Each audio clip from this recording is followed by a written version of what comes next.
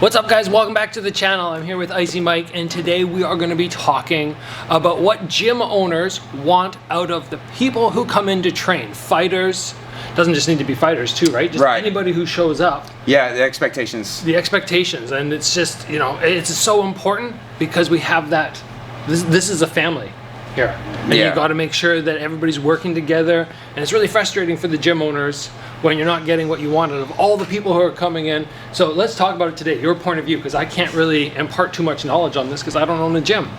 Yeah, when you use the word family, I don't love when people they tell people their gym, our gym is like a family. Yeah.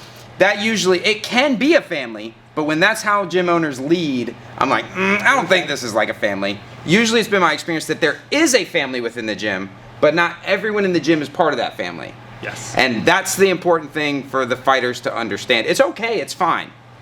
Different people have different reasons for being there. We got soccer moms that just want to get a workout and hit the bag.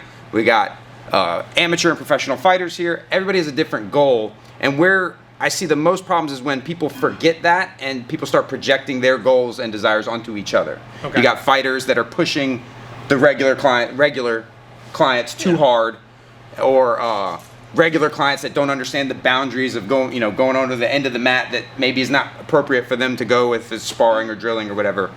The biggest issue that I have with my fighters is they have the dynamic flipped in the MMA gyms I've been to.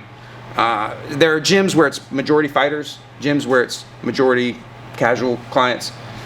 These gyms where there's a good mix, the dynamic is generally flipped in the fighter's mind. Okay. That gym can only exist with the casual clients there. It can still exist with no fighters. It can't still exist without your soccer moms and your financial planners and stuff like that. And the fighters tend to forget that because when they come into the gym, the clients they look up to them. And they're like, man, this is why I want to train at this gym because Gabriel Varga's there. I want to train with him. And you're like, yeah, you do. And it's like, no, if I didn't exist, you don't have a place to train. Yeah. Because fighters out there, your coaches love you, your gym owners care about you, but what they don't tell you is you are a huge headache and you cost them a lot of money. They don't make money off of you.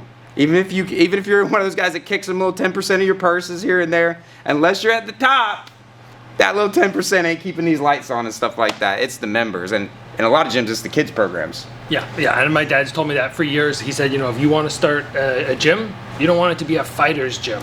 It's going to be such a headache. He said, you just want to have everybody who wants to be there to train for fun. So fighters, we need to put our ego aside.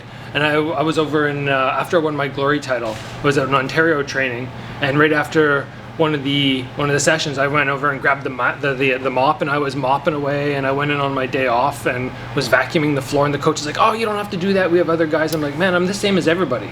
Yeah. Why am I special? Yeah. What the heck? Or even, I love when my fighters have a sort of gratitude and servitude to the program. They're here and they're great, they're filling in and they're training, they're getting ready for a fight, but grabbing the mop, grabbing the vacuum cleaner, grabbing the broom and stuff like that. And it's funny because my casual clients, the paying customers, they want to do it. Because they're like, oh, I want to be part of this. And sometimes I have fighters that are like, yeah, that's not me.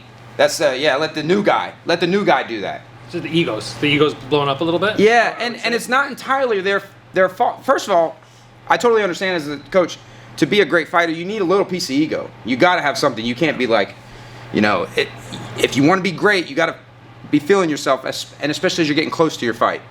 I tend to leave the guys alone when it's that. Okay. But if you don't have anything booked, man, come in here and help some people, hold some pads or help clean up and stuff like that. And to my casual clients, if you're in a gym where you're not a fighter yet, or maybe you're just beginning and there are pros or high-level amateurs in there, it's important for you to understand that there's stuff going on that you don't know about.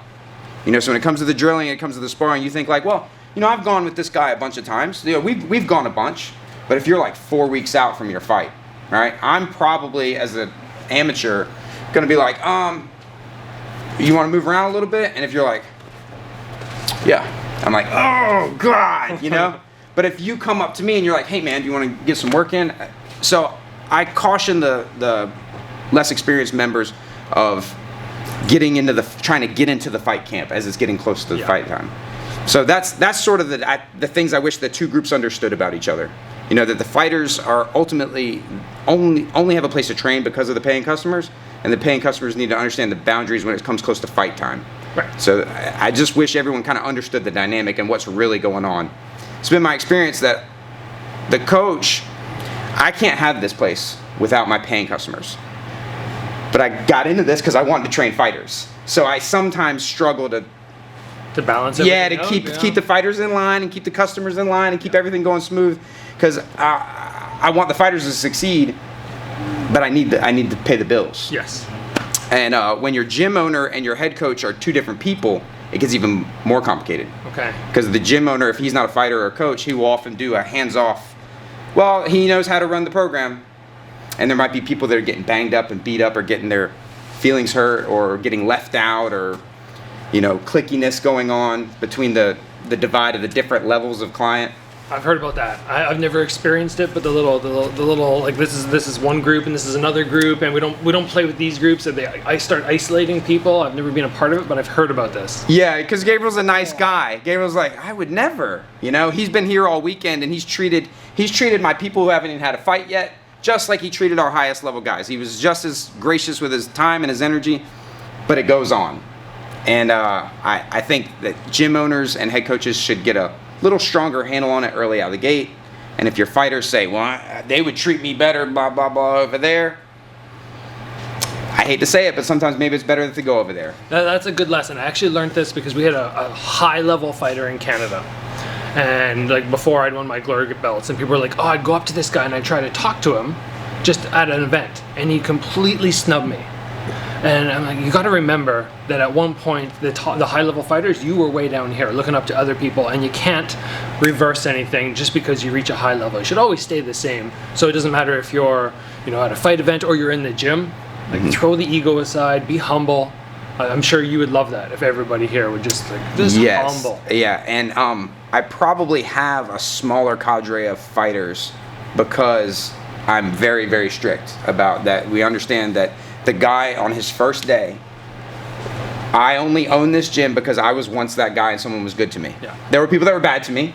I had ups and downs, but I only got to where I am because there were training partners and gym owners and coaches that helped me. You only got to where you are because at one point you were the B side, and there was a guy taking his time being like, man, this kid sucks. Yeah. I'm not really getting anything out of this round. But he only exists because that happened. It's true. So you have to turn around and do that for other people. Yeah. So that's probably a big one. Sparring sessions. If you're a high-level fighter, you're the king of the gym. The other people are not your punching bag. And I'm sure we've all seen that before. Somebody who's just like, I'm gonna wipe the floor with everybody, show them instead of help them grow. Seth will tell you when we go to Upstate Karate. I sparred with Stephen Wonderboy Thompson. That guy, he could do anything he wanted to me at any point. I'm there visiting, we're having a good time. I could never touch him, and every once in a while he goes like this right here. And just lets you then do your thing. Off, okay, cool, good job, man. You know? Yeah. If I drop a check, he kicks me and I didn't check, he'll go and let me get that check in. You know, it's like, good job, man. And that's literally, you couldn't have a bigger divide on paper, but he viewed us like this during the session. Perfect. It's perfect. Well, those are some tips for you guys to make sure that you're just being a better student at the gym, making the coaches proud, and setting a better environment. And if you don't care about any of that, and you're just a bad person and you're selfish, if you do all these things, you've ingratiated yourself to your coach and your trainer, and when they call you and they got a soup can lined up and we need somebody to fight them, they're like, hey, you can have that one. You know, you've done such a good job around the gym. You could have the layup fight. All right, so it's Icy Mike joining us He's today. like, I'm not touching that one. I'm not going to get into that. Thanks for joining me today, guys. Tune in again for another episode tomorrow.